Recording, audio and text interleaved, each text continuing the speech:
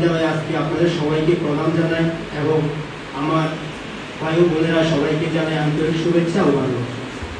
আমরা এইডস এর উপর এমন প্রোগ্রাম শুধু আজকে প্রথম না, আমাদের মহাবিদ্যালয়ে আরো প্রায়শই করে থাকি আমরা। তো আমি 2-3 মাস হয়েছে এই কলেজ থেকে গেছি, তো এর আগেও আমরা অনেকবার এই প্রোগ্রামগুলো করে আছি। তো একটা প্রোগ্রাম যদি বারবার করা হয় এটার পিছনে কোনো একটা কারণ আছে, না হলে এই প্রোগ্রামটা বারবার করা হয় না। আজকে আমরা দেখি যে এইডস এর উপর এখন আমাদের বর্তমান যুব সমাজ একচুয়ালি দুইটা দিক দিয়ে ধ্বংসের পথে এগোচ্ছে।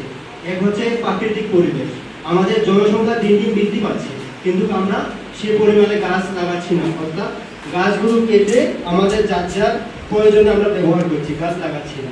আরেকদিক হচ্ছে নেশার দিক দিয়ে, নেশার দিক দিয়েও আমাদের সমাজ অত্যন্ত পিছনের দিকে এগোচ্ছে। শুধু আজকে শহর আগরতলার দিকে তাকালে নয়, আমাদের সাবরুম যে ড্রাগসের ব্যবহার, যে ট্যাবলেট, এগুলো নিয়ে আমাদের সাবরুমে অনেকটা হয়ে গেছে, যেটি সাবরুম হসপিটালে ডাক্তারদের সাথে কথা বলে বোঝা যায়। তো আমরা দেখেছি আমাদের যে মহাবিদ্যালয়ে এই প্রোগ্রামগুলো প্রায়শই করার পর থেকে আমাদের যে ভাইয়েরা এবং বোনেরা অনেকটাই সচেতন হয়েছে, যেটা অতীতে কিছু বছর আগের কলেজের তুলনা করলে এখন অনেকটা বেটার পরিবর্তন হয়েছে। যেমন ধরতে গেলে আগে কলেজে আসলে বা আমি 2021-এর প্রায় শেষের দিকে কলেজে এসেছি, এরপরে আসার পরে দেখি জানলে দেখো একটা বা বিভিন্ন নেশা জিনিসগুলো পড়ে থাকতো, খনি বলুন আর সিগারেট বলুন, বিভিন্ন কিছু পড়ে থাকতো।